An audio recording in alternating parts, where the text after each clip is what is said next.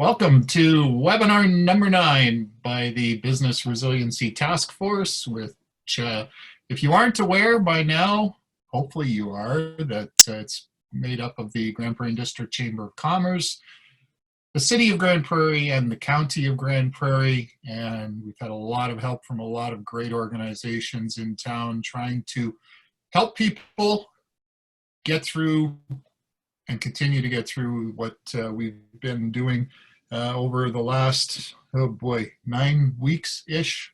I look back and our guest presenter today was our first guest presenter in our first webinar back on March 27th. And we're going to catch up with Holly Sargent from Community Futures, Grand Prairie and Region, and find out what's changed in the last 9 weeks here shortly. I know she's had a busy week with some new programming, and I know a lot of you are very interested in what's come out lately. We really appreciate the support that we've been getting over the last last couple of months in sharing the Love Local GP campaign and supporting local businesses, supporting each other. That's the most important thing is people helping people. And that's what a lot of you, I should say all of you have been doing, and a lot of you have been relying on some of that support as well. And we hope we can give you a little more information today and maybe answer a few questions. We'll let Holly get into her presentation here shortly. There is a chat function at the bottom of your screen. If you click on it, it'll show up on the right-hand side. You can ask questions in there. And we try and keep this formal, informal. It's a discussion. It's about, again, it's about people helping people. So let's get into it. Welcome back, Holly. Always good to see you. And maybe catch us up with what's new with Community Futures. You betcha. Thanks, Tom, and welcome everybody. For those of you who aren't familiar, I'm Holly Sargent, the Executive Director for Community Futures Grand Prairie and Region. Community Futures is an economic development organization that primarily focuses around supporting entrepreneurship and business development in our local region. The Community Futures Grand Prairie region encompasses the 70 municipalities within this region, so city, county, and all of our towns and villages and the smaller hamlets as well. We also have the Grovedale area of the MD of Greenview. So we have a fairly small geographic region, but a very robust entrepreneurial community in our population as well. Community Futures Grand Prairie is a fairly strong performer within the province and within Western Canada and all of Canada. And part of that I will absolutely attribute to the fact that we have an amazing network of other business development organizations, financial institutions, and economic development organizations that support Community Futures and partnerships and collaborations, and also support our business community so that they can be as successful as they can, especially through times like now, which are fairly unprecedented. And I remember back on that first webinar having the conversation about the first time in the 23 years that I've worked with Community Futures that I had felt that I was at a loss to say, well, this is what we did the last time this happened, or this is what a client did when they experienced this.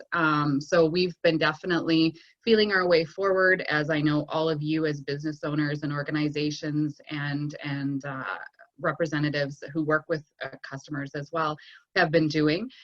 This is unprecedented. It's uncharted territory for most of us, and that's what makes it even more challenging because we don't have best practices to kind of pull from to say this is, where we should go and how we should do it.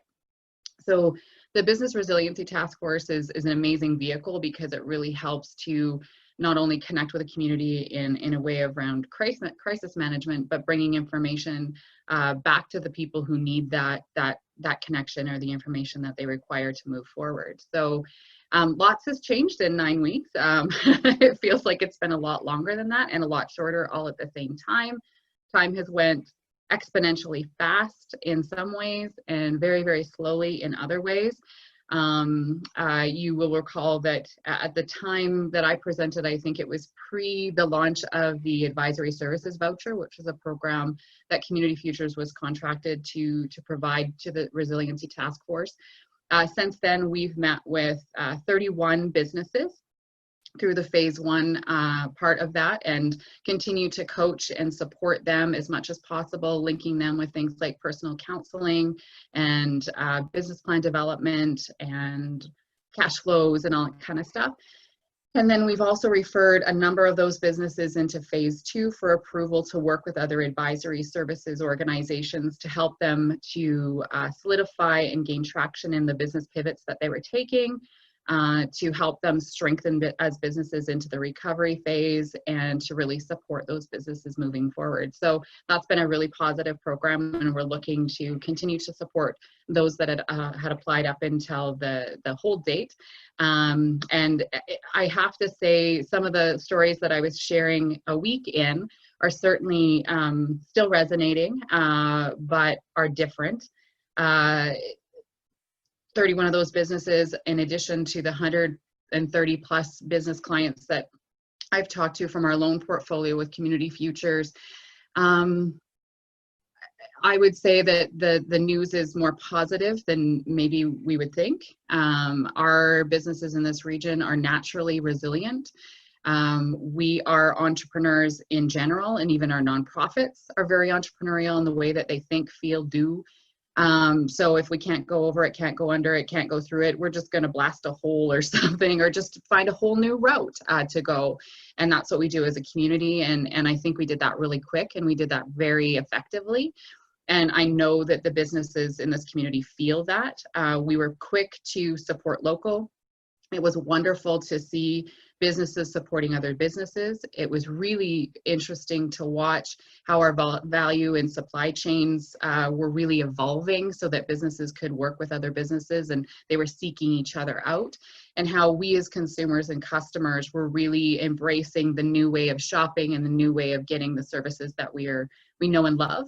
And I was talking with a business owner this morning who indicated she's actually spent more money on things in the last 2-3 months than she has had been previous, because she felt this obligation to support her fellow business owners. And I think a lot of us actually stepped up and felt that way as well.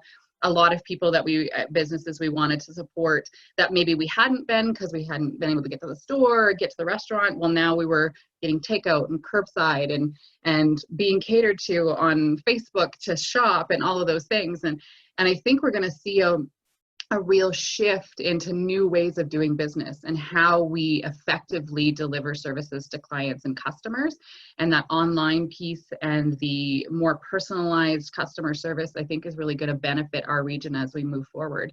And quite honestly, take away some of the traction that we saw that was buying things from outside a region, specifically things like Amazon, and giving those people options to order local. And I think that that's pretty cool. So I'm a big believer in looking positive. There's enough to be negative about. If you're on Facebook or on any other form of social media, there's enough information there that could bring us all down. But I think it's important to also realize that there's some really amazing things that are happening in this community. And I have to applaud everybody who's in this class or this session, and anyone else who's been really engaged and looking positive and finding the opportunity. Because to be honest, there are businesses that have found opportunity within this time and have some real potential to shift and grow throughout this time, and we have to embrace that as well. So that's just kind of a bit of my perspective from then, because it feels like it was so long ago, and the shift has happened so drastically and fundamentally. But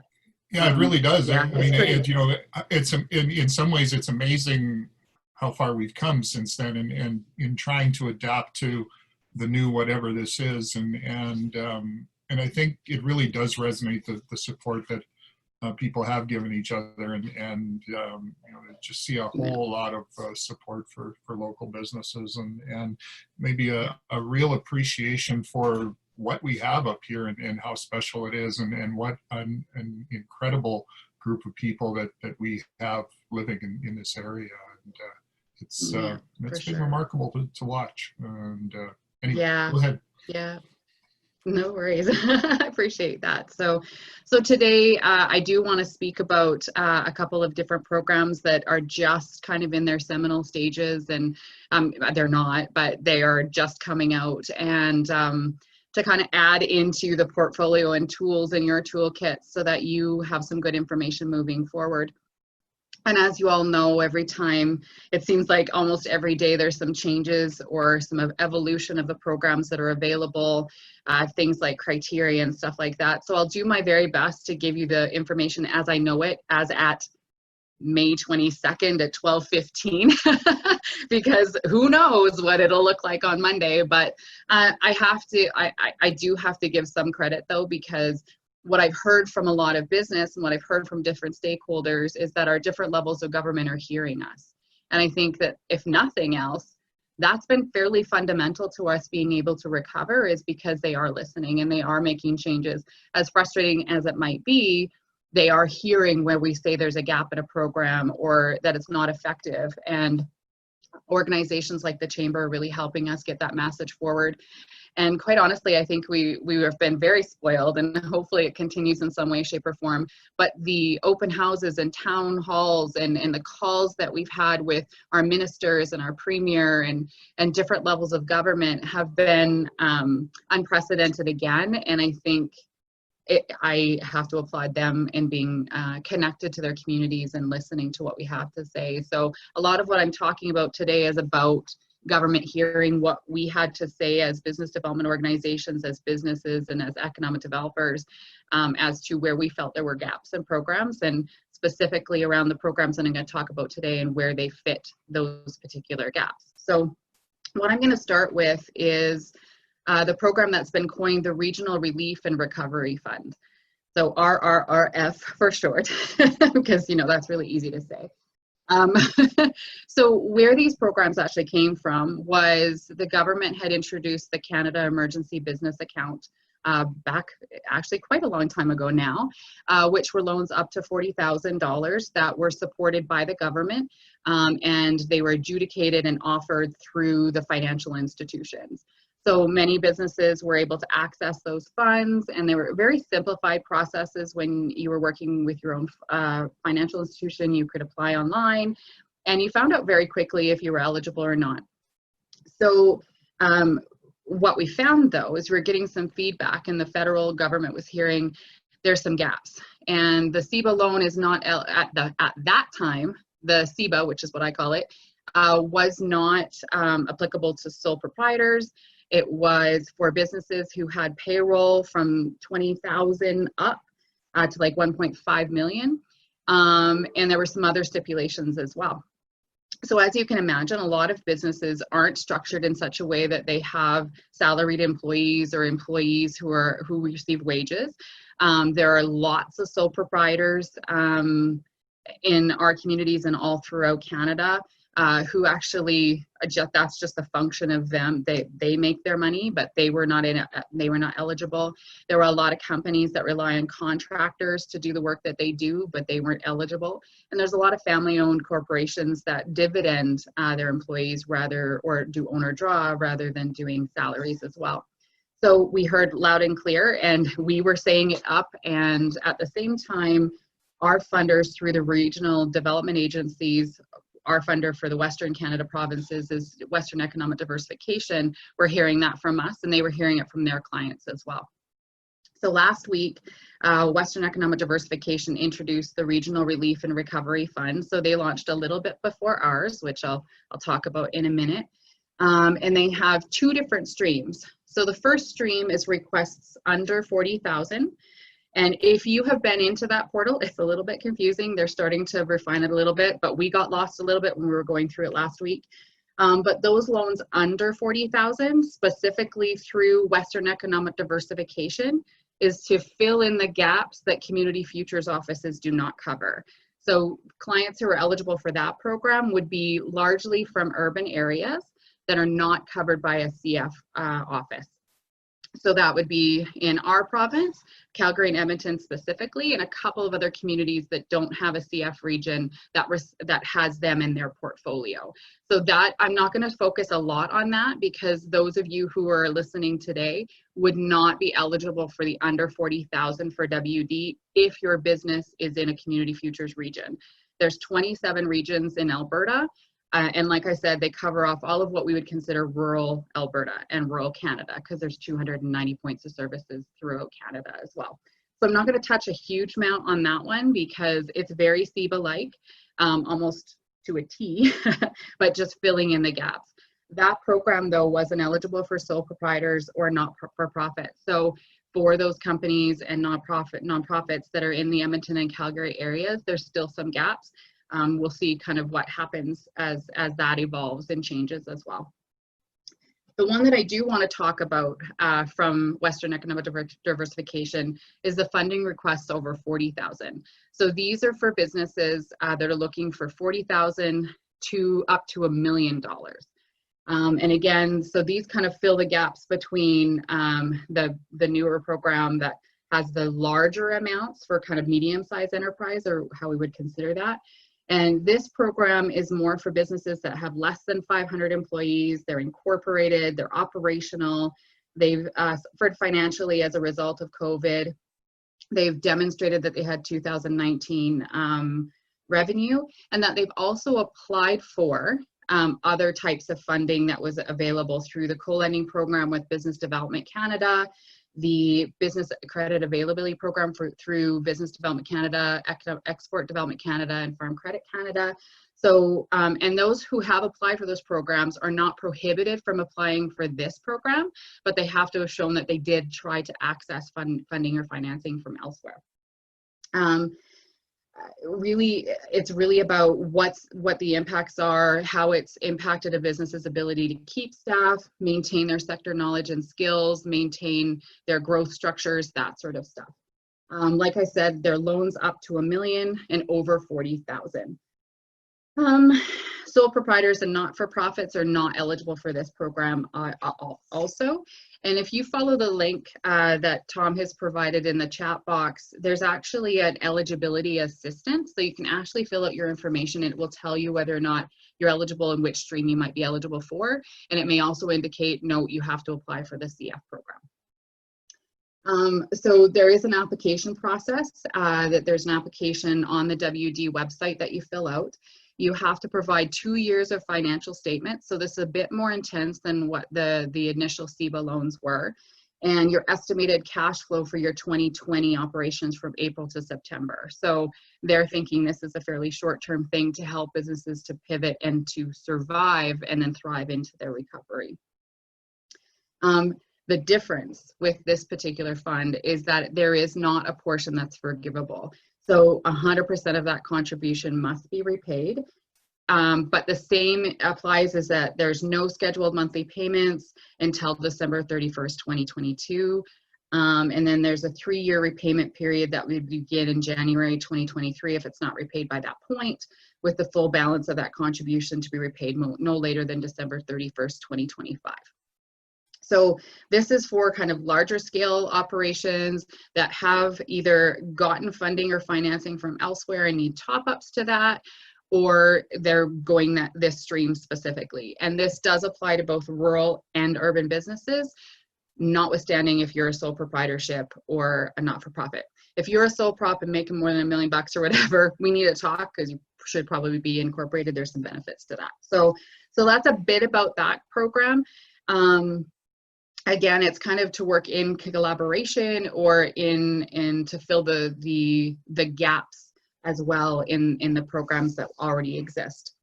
Where I do want to focus a bit of time, though, is on the Rural Relief and Recovery Fund that is being adjudicated through Community Futures offices throughout Canada. And this program was announced technically by the Prime Minister almost 5 years, that's how it feels, 5 weeks ago. And it was actually during a meeting, and I was starting to get all these texts and from people going, oh, that's awesome. They mentioned Community Futures federally and the Prime Minister and blah, blah, blah, which, you know, yay, Community Futures, that's awesome. So we're all thinking, okay, there's going to be a loan just like they availability program, it's going to be like tomorrow. That's not how government works, especially when they're working with third-party contractors, because we're not government organizations or agencies. We are a contracted provider of services for the Community Futures program for the federal government. So they have to do new agreements, and they have to create all of this information so that it's all protected. What's different about Community Futures as it relates to other financial institutions is we don't have business accounts. We do business loans where money comes out of our account and goes into your account, or we pay a vendor or whatever. So we don't have that account information normally for a client. We don't have, like, always for everybody your social insurance number and all of those types of things. So our application process had to be developed from scratch, kind of based on all of the ways that we've gotten information, based on best practices from the application from the financial institutions, and based on what WD was doing as well. And all of the regional development agencies, including Western Economic Diversification, the other 6, I believe, in Canada, had to agree to the terms and conditions and the way the application was going to be put together. And miraculously, we were able to do that fairly quickly. So yay, yay everybody. And we've tried to simplify the process. So everybody, when they work with Community Futures offices, a lot of times the application process and timing and the way that the due diligence is done is very different per office. This will be one standardized way, which is awesome from my point of view, because it means that we're delivering a comparable service to every client, which is important. So they have developed a loan application portal, which we believe will probably go live Monday morning. As soon as they know, you guys will hopefully know. We have our press releases all ready to go out to the media, to the chamber, and all of our stakeholders, our board, and then the list of clients that we have already that have indicated that they do want some additional information about this program. So be attuned, watch social media and all that kind of stuff, because this will come out fairly quickly. We just had some training on the loan portal this morning to look at it and figure out what that application actually looks like. So this is cutting edge information that you're getting, because it's like literally we learned about it at 9 o'clock this morning. So the beautiful thing about the Rural Relief and Recovery Fund is it is open for sole proprietors and also for nonprofit organizations. So this was a concern for our region, because our nonprofits so much operate like strong businesses, and it's important that we support the nonprofit sector. You create a lot of sustainability in our community. You are foundational to the organizations and the people who live here. So we wanted to ensure that we were helping with your operations as well. So I'll just kind of go through and talk about the terms. So this is going to be very similar to Seba in that the maximum that you can apply for is $40,000. However, you have an option to apply for less if you only require less, or if you're concerned about repayment and that sort of stuff, or your business isn't at a place where it needs that $40,000. There are no payments and no interest accrual through to December 31st, 2022. So exactly like Seba, there is no requirement for paying it back. However, I will caution businesses, if you wait until December 31st, 2022, and you have spent the money and have no plan for repayment, then you will be looking at debt service for 3 years, and the debt service with the $40,000 will be more than you have to, so you need to kind of plan your cash flows in advance, or be setting aside some money to help you repay this if you use it all. Interest accrual and blended payments would begin January 1st, 2023 on whatever balance was owing at the time of December 31st. So that's where we would actually amortize it out, and it would be at 5% interest, which is exactly the same as the Seba loans as well. There is a forgivable piece to this as well. If you repay 75% of what you were borrowed by December 31st, 2022, 25% of that will be forgiven. So on $40,000, if you repaid $30,000 by the end of December of 2022, $10,000 of that would be forgivable. So there's some strategy behind how you use the money and how you apply it as well. So at this time, we're not taking additional security. So again, like Seba, there will be a promissory note and credit agreement that go along with that. So there's 2 documents basically that someone would have to sign. And really, other than that, I'm just going to kind of go through some of the eligibility that you would, if you want to pre-prepare to apply for these dollars coming up on Monday. Here's some of the things that you're going to have. So obviously, information about your business. So your business name, if you're a sole proprietor, that may not be, maybe you are operating under a trade name, but make sure that you have the information about your business. We are also requiring your CRA business number. And so if you're a business owner right now and you're like, my what? We will encourage you, I'm going to encourage you to ensure that you have a CRA business number. Most of you will, because we are hoping that all of you were raising more revenue than $30,000 per year, where then you were required to also charge GST and to claim it. But if not, I would encourage you to visit the CRA website to ensure that you have your CRA business number as well. You will have some documents that we will be asking you to upload. So a copy of your driver's license or picture ID, just so that we can verify that it's you. Part of the reason that we do that is because, as I said earlier, financial institutions have access to all that information already when you became an account holder. We don't have that information necessarily for you if you're not currently a Community Futures client. So this is just the easiest way for us to verify that. There will be some additional documents that are recommended that you upload, because it'll really help us to kind of go through and expedite the process of reviewing that loan application. So that might include financial statements, year-end specifically. You are not required to have a year-end completed. So that's what's beautiful about this program, is the Seba loans, you did have to have some sort of year-end. You had to claim the T4 summary. There had to be a wage piece. There is no requirement for that. This is purely for, it can be even a brand new business that was operational prior to COVID, March 15th. That's kind of the criteria. So if you don't have financial statements that were prepared by an accountant, then you can provide in-house financial statements. And that could be up to 3 months, up to a year. You can also provide your bank statements. So for a lot of sole proprietorships, you may be running your business through your personal bank.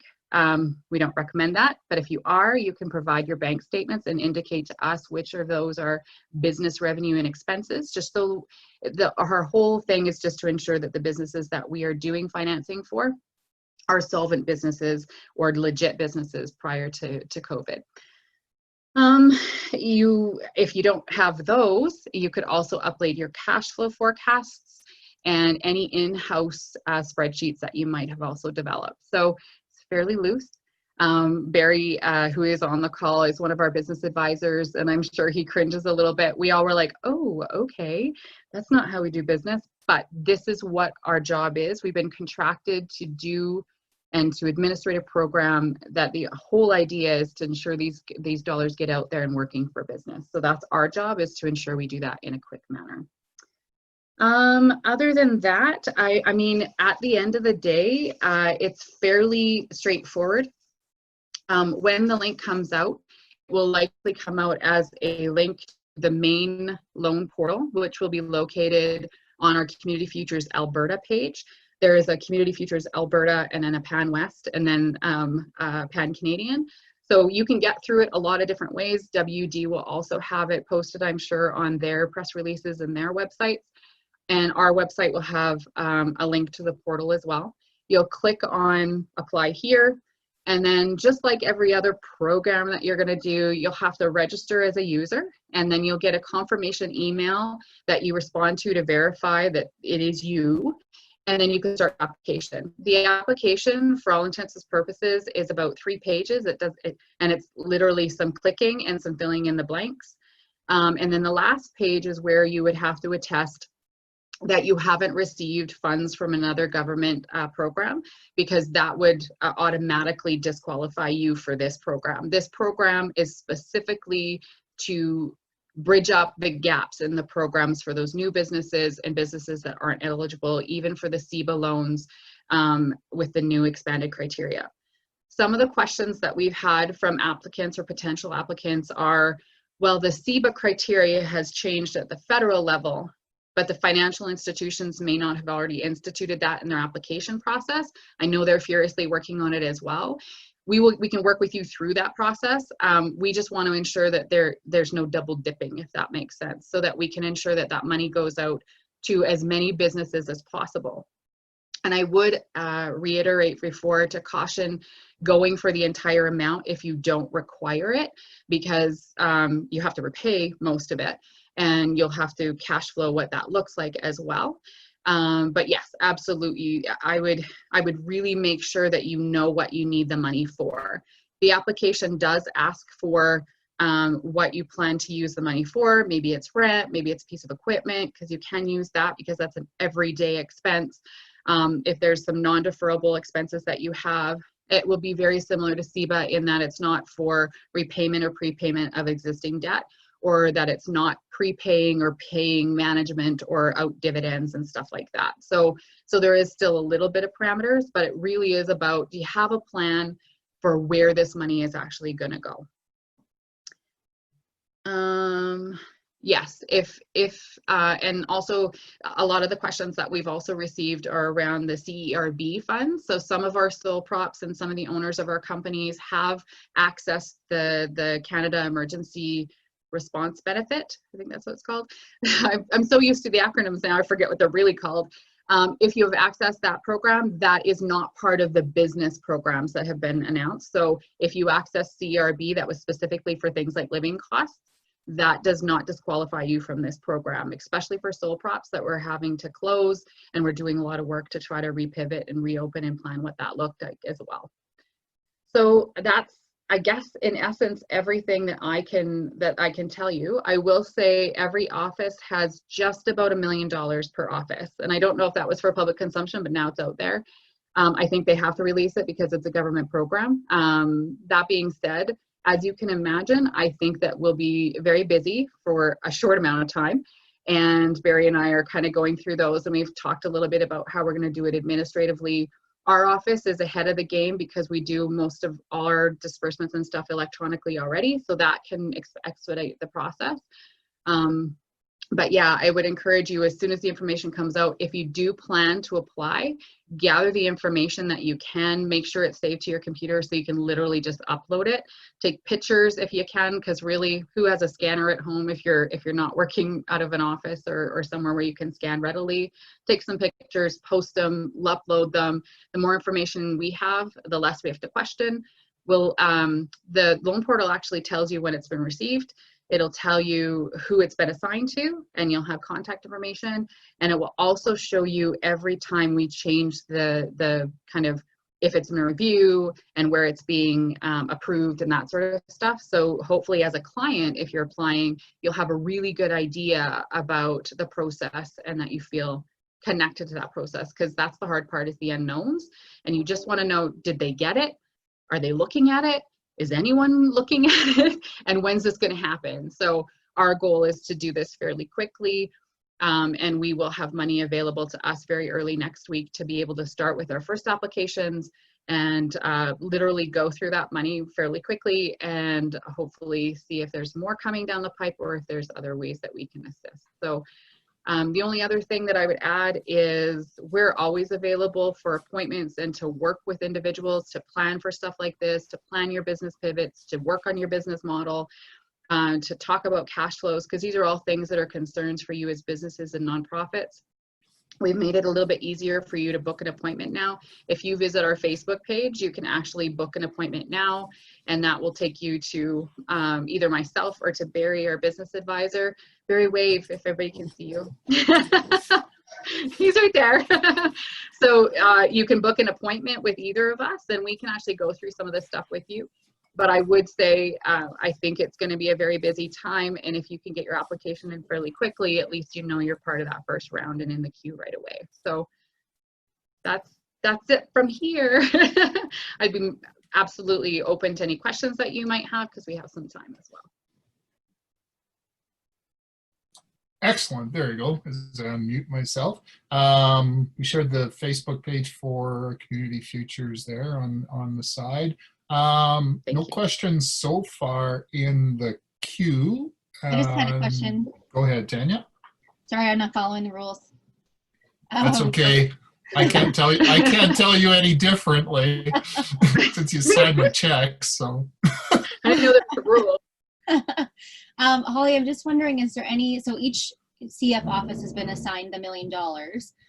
Are they putting like a time limit on it or something? So let's say, you know, all the $1 million in Grand Prairie area is used up right away.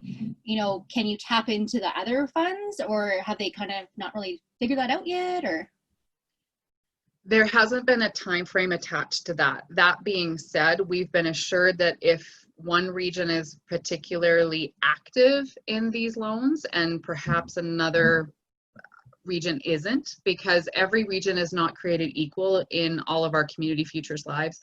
Our population in our community futures region is over 80,000. I think it's maybe even closer to 90 now. Some other CF regions only have populations of in the 20,000. So I would anticipate that after things start to really roll, if there's a demand coming from our office, and we've had that issue with our regular loans program as well, that will be heard and considered, and hopefully that there's some flexibility to what that number is. sounds good. Thank you. You're welcome. okay, anyone else want to put their hand up and ask a question or a comment, or maybe their experience? You're not asking a question. No, you're not. He's excited. I just want to add something, Tom. Yeah, go ahead, Barry, please. One of the questions that have come up for me was, what happens if I've applied for the Seba loan and I get 20,000, and I would like to, you know, apply for more? I think what Holly said about double dipping is correct, but you can apply for more, pardon me, up to the $40,000 limit. So if you already have 20, you can certainly apply for the other 20 if you need that, and or up to that. And there is that. So I think a couple of people have asked that question, so I just wanted to clarify that. Thanks, Barry. Anyone else? Larry, go ahead. Thank you, and thank you, Holly. Very informative. Always good to listen to the programs that are here, and always good to listen to you speak. And it is great to see that businesses are going to have another avenue to access some capital here in the area. So that's very encouraging. But my question is, and maybe you covered this and I missed it, is that can this 40,000 be used to restructure existing debt loads that might be out there, or lines of credit that individuals may have? No, so it is similar to the Seba in that it can't be used to prepay or to restructure other financing. And that question definitely did come up, because if I was a business and I had 0% money and I had a loan at 14 or 10 or credit cards, I would definitely want to pay those down if I could. I think on the credit card side of things, because some of that is non-deferrable, at least to cover off the interest, making reasonable payments to those credit cards would not be a problem. It's just if you're trying kind of to restructure existing debt would be considered to be ineligible. Okay, thank you. You're welcome. All right. Anyone else? Very quiet group today. Very respectful group. Right? Oh, okay. I must have just really You nailed it. One question from the side here. Can you use this for capital investment? So the guidelines that I've received so far do not indicate that you can't use it for a capital investment, as long as there is a plan within your plan to be servicing that or to kind of incorporate that into your business, or if you can indicate that it was part of your business plan initially, which actually has been the case for a couple of our clients. Is their business plan was to invest in a new piece of equipment that was going to accelerate their business, expedite it, make it more efficient, or make it more profitable. So yeah, we haven't been precluded from being able to assist with that sort of investment. Go back to the voucher program. What are some of the things that businesses have been looking to do to pivot as they're trying to adjust to these new realities that we've been subjected to over the last couple of months. I'm just curious as to what are some of the different ideas that have come forward.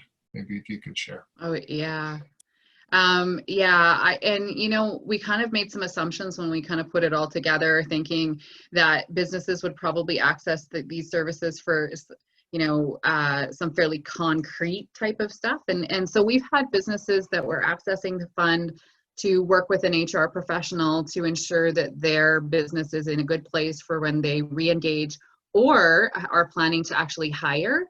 And so they want to make sure that that's in a good place.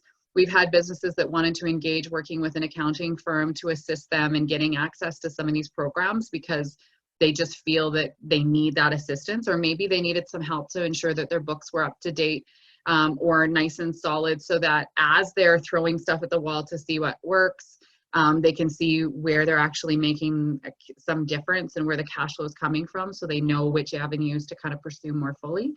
But kind of on the more service side of things, in terms of business pivots and how business models are changing and evolving, is I would say very typical of some of our retailers particularly, and some of our other service providers, is they've felt necessitated to pivot to an online environment. So whether or not they have a storefront currently that they are now able to open, they're still at fairly minimal capacities. And so some of them have pivoted towards full e-commerce platforms. So they're introducing online ordering and starting to really professionalize the way that was done. So some of them actually were doing it so quickly that they had just kind of a really quick Shopify site, or they were just like, hey, click here, or private message me, and they would do like an EFT or an e-transfer or something, and they wanted to make that a bit more permanent. So what they've been doing is working with different digital strategy companies to help them actually put together real online stores, and that's been fairly profitable, I think, for a lot of them. Where a lot of companies have been really focusing is where they might had a lot of walk-by traffic, and that was how their funnels were being, their sales funnels were being filled, or they had very good word-of-mouth referral to their storefronts, and where they might not have been doing a lot of even traditional or social media activity, is they really needed some help to guide them on doing better at social media and planning out a good marketing strategy. So a lot of them are accessing some support to help them to do that, to not only just kind of figure out how to use social media, but to develop things like Canva templates that can be used in the future, to really understand how social media works, to understand the platforms that they should be trying to capitalize on given their demographic, and to how to understand how their demographic actually does shop. So I will say, in working with a lot of my business development clients, where a lot of business plans and where business people are sometimes a little bit limited is on their ability to do really strong market research and then build a marketing strategy from that. And this has been a time for a lot of businesses to really look at that, investigate how they're doing marketing, and to allow themselves to take some risk to do something differently. And some of the companies literally overnight were business owners, and now I'm a website developer. And so they were trying to figure out how to use WordPress, and you know, how does Hootsuite work, and what is Hootsuite anyways, and what's this Instagram, and all that kind of stuff. Because maybe there was someone that they had that was working for them that was doing that on the side, or maybe they had the cash flow before to have a firm that was doing that. So they've been pivoting a lot that way. Not even, and then now they're like, oh, you know, I could really accelerate how quickly I can do those things if I was able to have a service provider to do that. So those have been the really exciting ones, where they really saw an opportunity to build a different type of market, to build a different way of people shopping with them. And then some of those businesses are kind of trying to extrapolate from there, and even looking at platforms to do onboarding and training for new stuff, because the new reality, whatever it does kind of shake out to be, will probably still mean that we have limited interactions or a different type of interaction with customers when they come in. So trying to make sure that they're keeping on top of that and being, you know, kind of on the cutting edge for skill development for the staff that they have, because we're going to have an interesting workplace and labor market development pool that we're pulling from. And how do we develop some skills in the areas and industries that never used to be things that we did, and now we're like, oh, here's our brick and mortar store and here's our online store, and someone needs to manage that.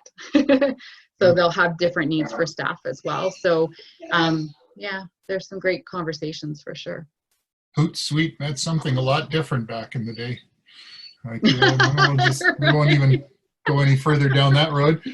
Sat in on a BDC webinar this morning, and they were talking about forecasting into the future, and saying one thing is that e-commerce is here to stay.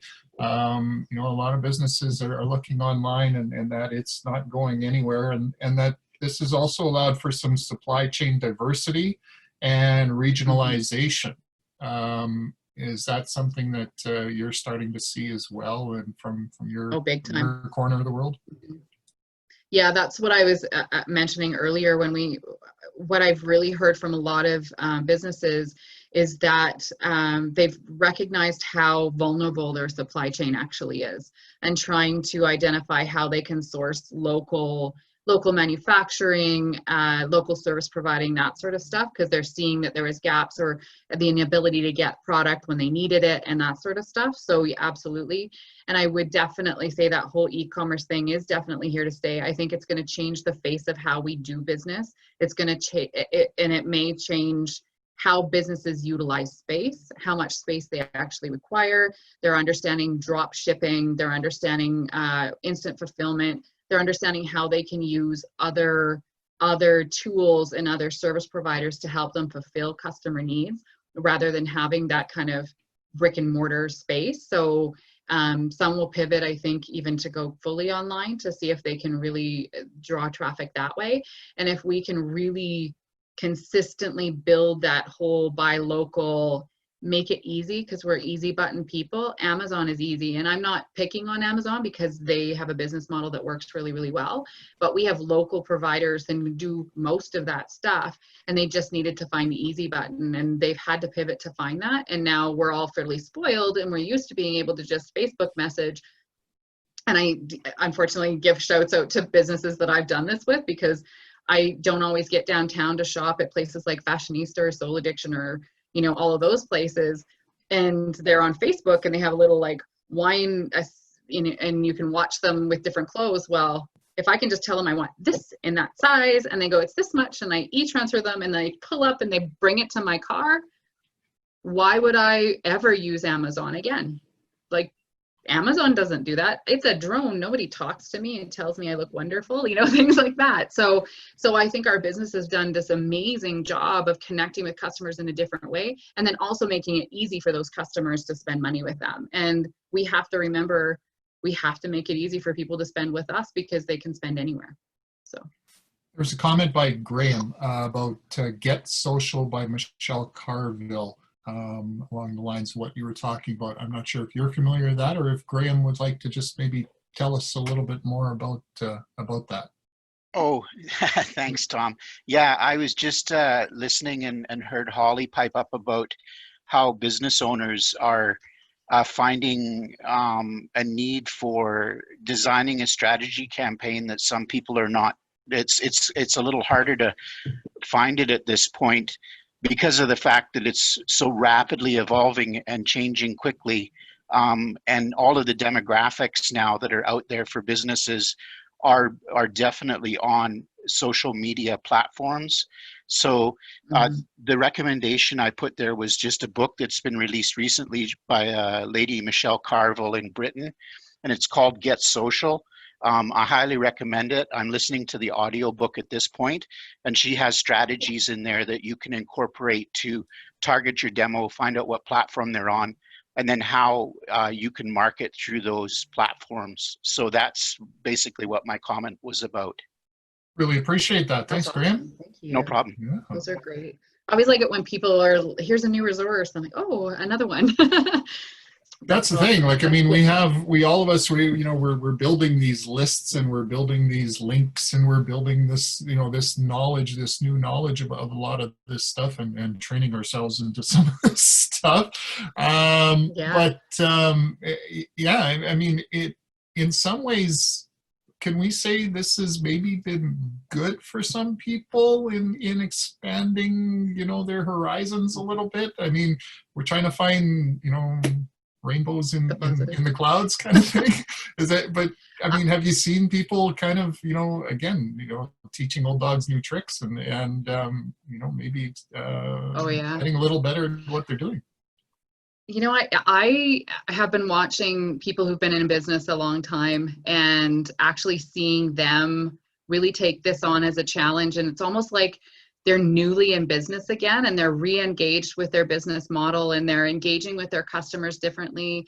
I've seen restaurant owners who are profiling themselves as chefs again, and they're connecting with customers live, and I think they're liking to cook again, like stuff like that. And that passion and that vulnerability, I think, goes a long way with connecting with customers. And I think it will help them to regain a passion that they might not have necessarily had for their business in the same way, because maybe they were at a place where they were scaling up and they weren't as engaged in the day-to-day operations. Lots of business people have told me they didn't have that option when they had to lay off staff because of cash flow. And so they've re-engaged into the business of doing. And I always tell businesses, make sure you leave time to work on your business. But some of them work on their business or on several businesses and they don't get down in the trenches as much. And then they get back down in the trenches. They're like, oh, this is why I do this, because I love the thing that I sell. And so I would say, I think we're going to see a lot of those business owners particularly get more involved in their businesses in a different way and re-engage and fire it up a bit more. I think we're going to see a lot of that. I think we've seen a lot of that. They're just going to continue it. And I'm hoping so, because I love watching their stories. I think that's what makes me want, and I'm one of those people, I'm sure, who spent more money in the last 2 months than I have in a long time, just because I'm like, oh, I forgot about that business. Like, I have to totally order something from there. And it's a good thing I don't live in town, because I'd have takeout probably every day. So, yeah. COVID-19. Thanks again for this, Holly. This has just been tremendous. We look forward to the announcement on Monday. We'll share the heck out of it. All things being equal. Yeah. Knock on wood, wherever you can find. We want to thank. We have 3,300 businesses in this area, and they are the lifeblood of this region, and our region is a lifeblood for Alberta, and we need to keep it going, and people like you and people like everyone else on this call are doing their part to do this. And we thank everyone. We thank everyone from the city, the county, the MD, towns of Sexsmith, Wembley, Beaverlodge, Village of Hythe, our partners at the chambers in Sexsmith and Beaverlodge, and all the businesses and everyone who's involved. We are proud of everyone for keeping us going, and we hope that you all have a great weekend here, and we'll start the week off right next week and find a little more support and keep those businesses from falling through the cracks. And maybe this will be the end of it. This will be the last catch, maybe. Do you think there'll be anybody else that still might be able to slide through, or was this pretty much going to cover everyone? Other than the sole props and nonprofits in the urban areas, I think that'll still be a bit of a concern, but somehow we'll get there. Somehow. Yep. Well, since March 27th, we've got this far, and like I said, we'll keep on keeping on. So thanks, Holly. Perfect. Thanks everyone for attending. Thank you, everybody. Again, have a great weekend. Have a great weekend. We'll talk to you soon. Bye, everyone.